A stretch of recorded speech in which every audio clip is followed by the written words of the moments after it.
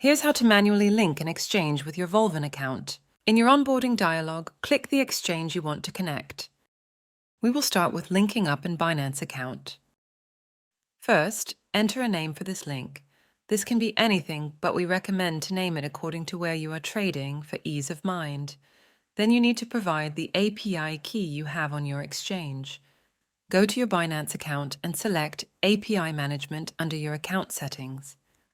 From here you click Create API and choose System Generated and click Next. Give the API a name. This could, for example, be Volven API.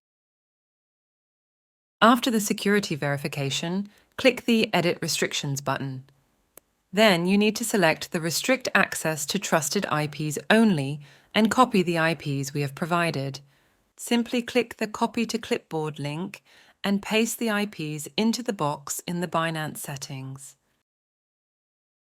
Then you need to check off Enable Reading, Enable Spot and Margin Trading, Enable Futures, and Permits Universal Transfer. Click Save to save the settings. And finally, all you have to do is to copy your API key and secret key over to your Volven settings. You can also scan the QR code in the Volven application for iOS. Click Link Exchange to finish setting up the link.